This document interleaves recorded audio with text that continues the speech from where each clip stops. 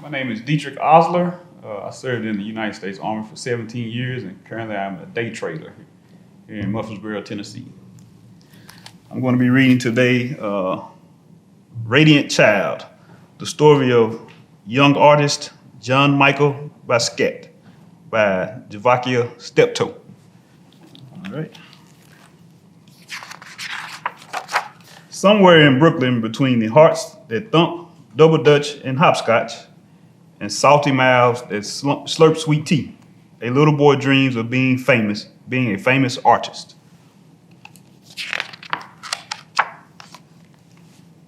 In his house, you can tell a serious artist dwells, as he sits at the table with pencils scattered everywhere.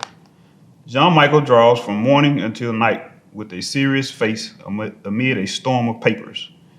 He refuses to sleep until he has created a masterpiece.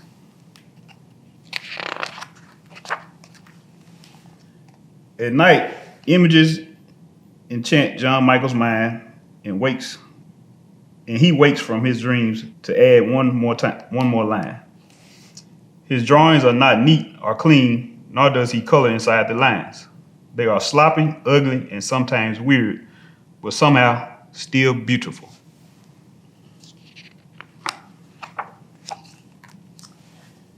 His art comes from his mother's, Matilda, a Puerto Rican woman who designs and sews, cooks and cleans, and makes the house look like a stylish magazine.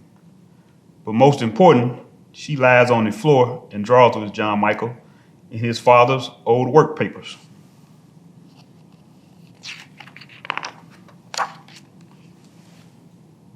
From her, he learns that art is not only in the poetry books she reads to him or in the theaters or museums they visit.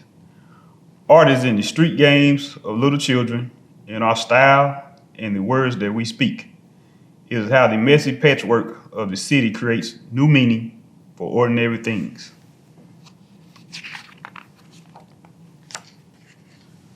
While visiting the museum, they look at his favorite works of art.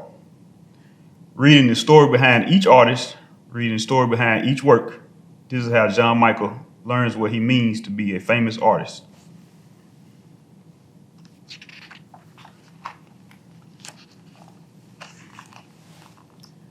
Back at home, he creates art on the floor as his father, Gerard, plays jazz records.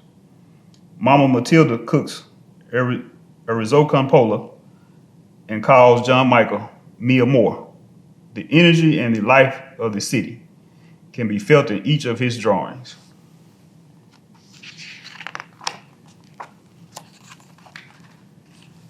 As time goes by, Jean-Michel learns that art has a healing power. After a car accident, he is scared and confused. Matilda gives him a book to calm his fears. It is filled with pictures of bones, skulls, and other body parts. Jean-Michel draws from it until he knows it all by heart. He is no longer afraid.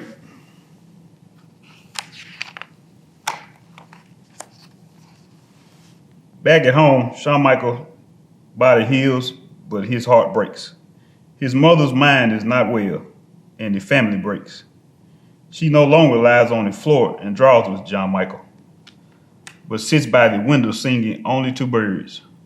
Jean-Michel is confused and filled with a terrible blues when Matilda can no longer live at home.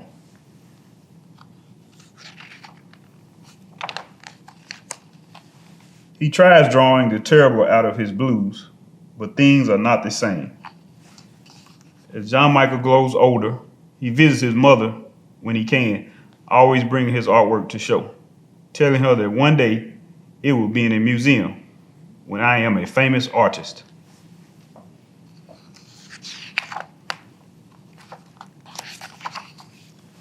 A teenager now, Jean-Michel decides, Papa, I will be very, very famous one day. With a sly look and a twinkle in his eye, Jean-Michel leaves Brooklyn for New York City, the Lower East Side, a concrete jungle where only the tough survive. During the day, dressed in a green jumpsuit splattered with paint, Jean-Michel stays with his friends. sleeping on couches and floors, leaving a barrage of collages and poem-filled papers everywhere he goes.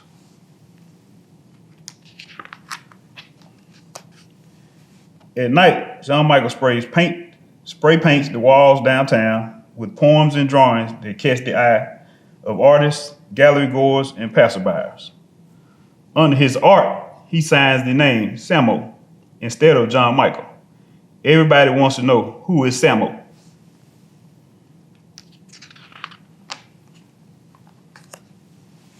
Samo moves from street corners to art gallery walls with powerful color, composition, and line, collaging and painting on everything he can find.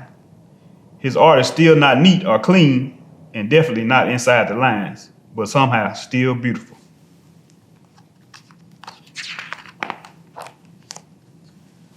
With his magical charm, Jean-Michel draws a crowd, but when it's time to work, he prefers to be alone, with the radio and TV full blast.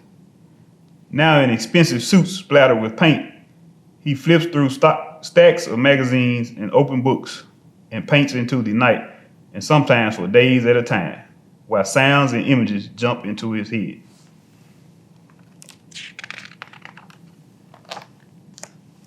Jean-Michel, an artist among artists, never doubles one line, creating from a soundtrack that is all his own. People describe him as radiant, wild, and a genius child, but in his heart, he is king, so he draws crowns for himself and others he admires.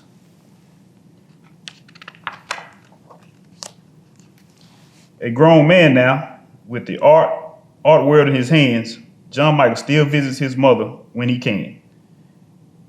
And at his most important shows, above all the critics, fans, and artists he admires, the place of honor is his mother, a queen on a throne. He is now a famous artist.